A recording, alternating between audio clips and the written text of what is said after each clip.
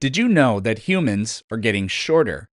What does bacon and eggs have to do with the CIA successfully overthrowing the government of Guatemala?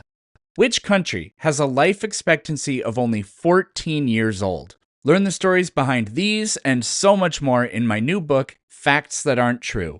Don't forget about my other book, Rational Answers to Stupid Questions. Link in the description.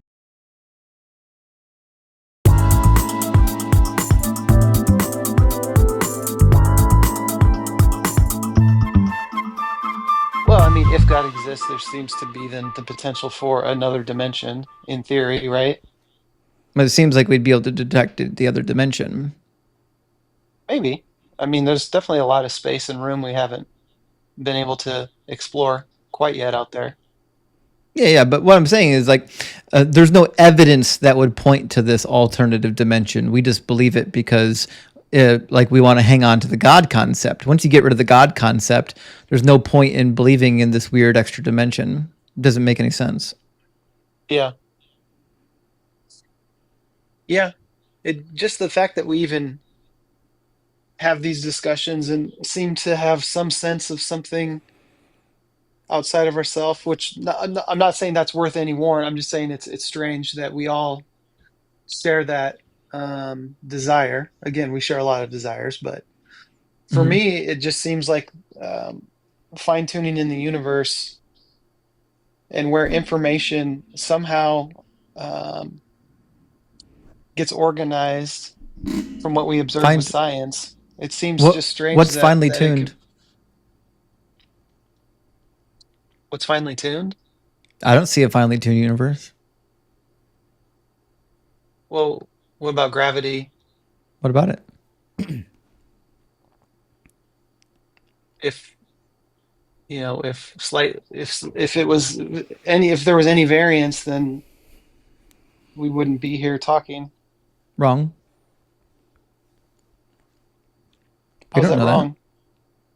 You're suggesting that there's two probably with your argument. One is you don't actually know what the variance is, right? You're saying if it was any different, we wouldn't be here. But as it turns out, that's not entirely true. The gravity on the moon is 1/6 weaker because of its mass. Theoretically, we could have a gravity universally that's 1/3 weaker, and it would result in something, right? We don't know what it would result in, but it would result in something. But the second part of the argument is that you're assuming that the intention, the purpose of the universe has to be life. But that assumes a creator. That assumes that there's something that is granting a purpose to the universe. But why? I don't think the universe has a purpose. I wouldn't say assumes the creator. I would say it would be evidence to lead towards an intelligent agent of some sort. Why? What the fact that we exist has nothing to do with whether or not the universe is finely tuned. If the probability of life evolving from the universe is anything but zero, then it means it has to happen. You can't stop it. If the universe is infinite, which it If looks to be. right. That sorry, yeah. If the universe is eternal and infinite. Well, Hawking doesn't believe it's infinite. Well, Hawking disagrees with what you're about to say. He redacted his statement on time shortly before he died in one of his lectures. And he's also dead, and science has moved on since Hawking. Well, I'm just saying there are other scientists who believe that there could be evidence that the universe has a starting point. What would be the evidence, though? I mean, even if it did, I don't see how that would be evidence for theism or deism. And if there's so many problems with the fine tuning argument. If the universe is finely tuned for life, then life is an inevitable consequence of the universe. Life requires, there's no miraculous explanation required for life. That makes a universe with life indistinguishable from, or that makes a universe created by God indistinguishable from a universe not created by God, because life is an inevitable product anyways. I would One also add problem. with the fine tuning argument, the problem that you're going to run into is you're assuming that if fine tuning is a thing, that means it's a thing because God created the universe with some form of intention, right? Like he didn't just do it willy nilly. But if that's the case, then why did he shit the bed when he get to the earth? Why did he get to the earth and he's like, well, children are going to get bone cancer, women are going to die during childbirth, natural disasters are going to kill 100,000 people a year. Seems like an awfully big oversight when you're involved in all the fine tuning. Well, that brings up a whole other can of worms, which is the problem of evil and suffering. Well, I don't think you're going to like the way this conversation goes because I think the can of worms makes your God look even worse. Yeah, but we don't even have to go there. Life is not subject to a different set of physics than the rest of the universe. So if the universe is finely tuned, then that means that the universe is finely tuned for black holes.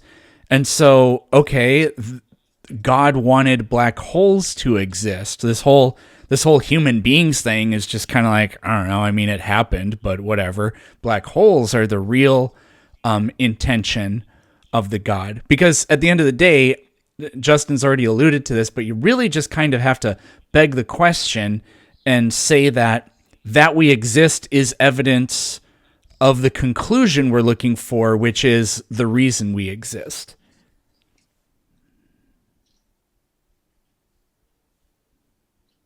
Sorry, say that last part again. Explain that final part. The circular reasoning involved in it. You're saying the universe, because you're saying the universe is finely tuned with the intention of life existing, and we know this because life exists, and we observe the universe, and then we read into the point of that, the telos of us existing, which unfortunately is the conclusion we're searching for. So it's circular. Well, I guess I don't see it quite like that. I see it as trying to use science to observe everything that we can in search of potential answers for the origin of life. Um, and there just seems to be so many things, whether it is, the physics stuff that we can observe that, seem that there's some sort of potential tuning, whether it's nuclear force, electrons to protons ratio, all the way down to single cell organisms and how did the first single cell replicate itself. There seems to be a need for organized information in order for these things to happen, and that But that's true for random the chance existence isn't a of cause. that's true for the existence of stars and cow farts too, because the laws of physics apply to them the same that way that they apply to us. So does it apply to cow farts? Yeah, they're not subject to a different laws of physics. The constants apply to everything. But my whole point is, how did they get into that position potentially? Well, we don't know that, but what's Well, we know about the unknown cow isn't farts. evidence for. We do know the cow farts.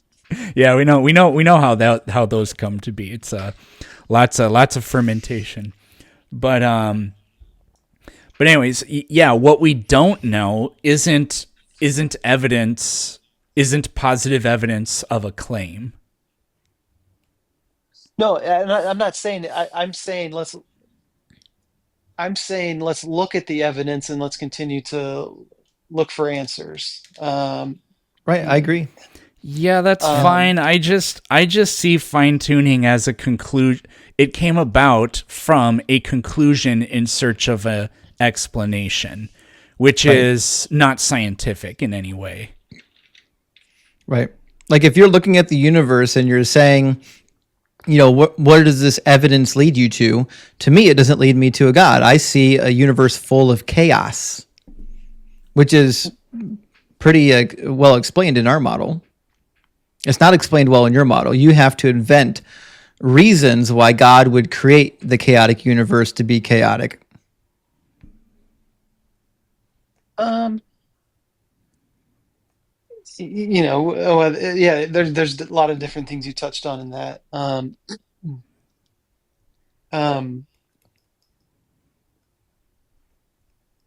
I think. Oh, here's what I was going to say. Sorry, I lost my track. It's not like I'm trying to start. with the answer. I'm not trying to be unscientific. I think since we do observe fine tuning in things that humans have created, and since we do observe it in with science, it could be a potential explanation. That we're not trying to just punt to Well, Yeah, but let's try a divine facts. specific. you're retrofitting. Like Not like necessarily. Not Karl necessarily. Popper. He sort of coined this term pseudoscience, and what he said pseudoscience is when you do this, when you do retrofitting. He really didn't like psychology because he said what he thought of was so much of what he saw in psychology was people fitting in explanations which may be logically consistent and make sense, but they always do it with the facts already in mind, with absolutely no experimental apparatus or with no methodology. It's just always the retrofitting. So this is why, like, when I hear people say that this is scientific evidence of God or anything, because we could just plug in aliens and it works the exact same way. And I think the aliens explanation is actually more parsimonious because it requires fewer assumptions. But nobody, I think, really actually agrees that anything we see actually is evidence of aliens or simulation theory, because those are unknowns. And so it's just retrofitting. Well, let me ask you this. In regards to that too, would you guys agree that, like, for example, Justin said, "Hey, give me evidence for this," or evidence, or you might say, "Give me evidence for that." Would you agree that all three of us, we share all the same evidence? Well, yeah, I think I Because guess. evidence doesn't speak for itself, theoretically correct? we all share the same evidence. The question is who is privy to what amount of evidence, right? So, like, the amount of evidence for biology that I'm privy to is different than Planet Peterson. He's going to be way ahead of me. The amount of evidence, say, if we're looking at, like, I don't know, electricity, I think I might have an advantage there. So, like, I think it depends on what field you're in. But you would agree that all of us share the same evidence because they're some people might say, like you guys might say, well, give me evidence for fine tuning. Well, it's not like I have any magical evidence. What I'm saying is we look at the exact same things and we come to different conclusions. Does Right. that make Okay. sense? So let me ask you a question about that, because I think this will help sort things out. Okay. Does that make So sense though? kind of, because again, I don't think everyone has the same evidence. I think everyone is working with a different set of evidence. So, anyways, my question is: the Earth that we live on, do you believe that was finely tuned? Based on what I can observe, it seems like potentially yes. Was it finely tuned for life? It seems like it. Yeah. Okay. Can you explain why 100,000 people a year are killed in natural disasters? Well, that doesn't negate the fact that life is still possible. I didn't say if it was possible. I said finely tuned. See, because in my Well, finally tuned for worldview, life or happiness? Those are for two different life, things. for Well, life. your second part of your argument was about unhappiness and It suffering. wasn't about unhappiness at all. It's about life. You don't have life when you're dead. So, are you saying life should be eternal? What I'm suggesting is that if babies are dying in earthquakes, that's not finely tuned for life, unless you think it is. Well, but you're If putting life two didn't things together. You're reproduce, putting two things. if life didn't reproduce, which it doesn't have to, but if it didn't do that, then life would almost certainly have been rendered extinct on our planet a long time ago. So that's life can exist in perpetuity on Earth, but it's barely able to cling to an existence on the planet. That's Right. kind of the And- point Justin's making. Right. And we are living on this planet not because it's finely tuned for life. We're living despite the hurdles in front of us to live. It's quite the opposite. Like we're living against the odds. Like every day we have to get up and survive. Whereas if it I was would finely say that, tuned, that if the Earth or humans were finely tuned, I wouldn't have a job. that's right. Yeah, your doctors wouldn't need to exist, right? So like, the idea that children can be born with bone cancer and that women would die in childbirth, In fact, for part of history, the death rate of children in childbirth was as high as like 30 or 40% in some countries. To me, this doesn't sound like fine tuning. It sounds like chaos. Well, okay. What I'm trying to say is there's two different things. There's either life being the ability for living living organisms. So there's the physical side of it, and then there's the experiential side of it. That's what I'm trying to. When you were asking me the questions, I was just referring to the physical side of life, actually just the ability to be alive. So did God finally tune life for misery? Because that's what happens when you're born with bone cancer. Well, cancer, that's a whole other, I mean, that's a whole other side issue. I don't believe God causes cancer. I believe it's the result of pollution and all sorts Well, of man-made problems. that would be wrong. Cancer existed for many thousands of years, and even dinosaurs have been discovered with bone cancer. Do you have some fossils for that? Yeah. We've got 2 dinosaur fossils with bone cancer. Have you not heard of this before? I've heard of it. I haven't looked much into it. It still Okay. doesn't negate the fact that a lot of the cancers we observe You today is man-made. you are aware it's not man-made. That's a lie. Well, It's not It's a, com- cancer is not man-made. no. We understand the process at which cells become cancer. Again, you have specific genes in the body, like for example the proto-oncogene and the tumor suppressor genes, etc., that modulate the division of cells. When they mutate in the same way that any other gene mutates, then you have problems which could lead to uncontrolled cell division, which is a cancer. This has nothing to do with man-made or not. Man-made carcinogens can lead to mutations, or exacerbating the rate of mutations in the human body to lead to cancer. But the main process that happens could happen literally in the womb. You could be born literally with cancer, even if you're Right. perfectly living outside of all human pollutions. The sun gives you cancer if you're in the sun too long. Do you think that's fine-tuned? Why do people who live by the equator, their skin's perfectly fine? No, they get it's skin not- cancer too. It's not perfectly fine. The rate of cancer is less because they have more melanin. Yeah, exactly. But they still get skin cancer though from the sun. That would take That- a little bit of a deeper that- dive I haven't looked into. Yeah, that's a But I mean- misconception. Yeah, people with dark skin still get skin cancer. Yeah, I'd have to look into that further. I don't They have do. a ton of information on that. I mean, Ems is a medical doctor in a country that has Anyways, people with just, dark skin. The reason that it's less likely for them to get skin cancer is again because of melanin, which is protecting them from the ultraviolet radiation, which is by itself radiation that causes mutations in the body. So, in the same way that I told you previously that the main mechanism that causes cancer to be produced is the same, but the way you get to this mechanism is different. And some stuff can exacerbate this mechanism and cause it to happen more rapidly, like carcinogens, which could be natural or man-made.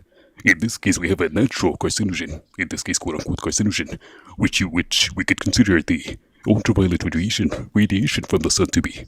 And when that hits your skin, if you do not have the adequate protection like melanin in your skin, it is more likely to cause mutations which lead to cancer. Right.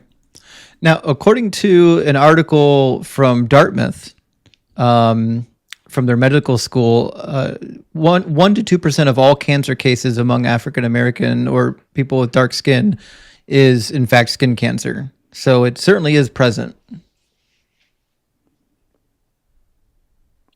There's So would the world be better tuned if the sun never gave anyone skin cancer? well, you wouldn't like my answer. Before that question, I would say there's more science coming out that sunscreen's causing skin cancer too. But sorry, that's a side note, not to your most recent question.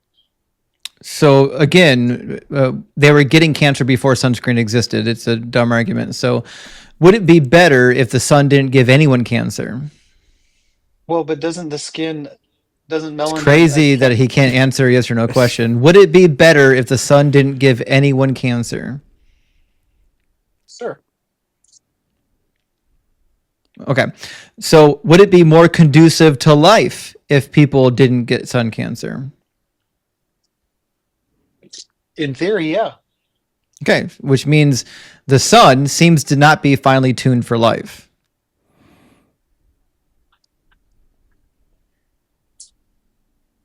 Unless you think that God wanted the sun to kill a percentage of people through skin cancer. Programmed Which is a really- obsolescence. That's Exactly. wild. That's a really strange program for somebody that's perfectly loving. The majority of people don't die from skin cancer. I never Who said live they by the did. equator. Never said they did. I said that 1 to 2% of them with cancer are going to have skin cancer, and it would be better if the sun didn't give anybody cancer. The fact that they live on the equator is a completely useless talking point. It doesn't mean anything to me because we're talking about the planet, and guess what? Not everyone on the planet can just move to the equator. Yeah. And the fact that it happens when it doesn't need to happen. If you were God, you could easily make it so that it doesn't happen.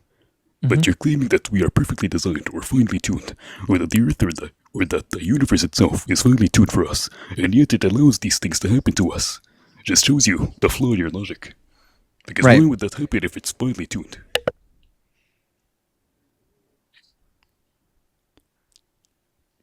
I'm not a skin cancer expert. You don't have to be. It's just a logical problem. If God finely tuned the habitat we live in, why would he create it so that the sun is giving people cancer, especially when we need the sun? What I'm trying to say, the majority of people don't get skin I cancer just from don't sun care. exposure. Nobody cares. Nobody cares what the percentage is. It should be 0% if it was finely tuned.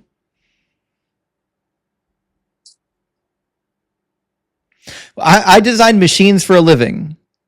If my machine only hurts one person ever, I'm in trouble because it's a bad design. A good design is a machine that injures 0 people. Nobody should ever get hurt on one of my machines. Yeah, that's fair. That's fine tuning. So if God is fine tuning and he's all knowing, all loving, all powerful, then he shouldn't have created a habitat for us that inflicts harm needlessly upon us.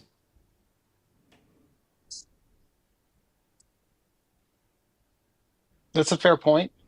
Right? So it's the fine tuning argument always fails once you get down to specifics. But anyways, listen, we've been up here for about 45 minutes, so I think it's time to move on to the next guest. But thanks for coming up talking to us and for being polite.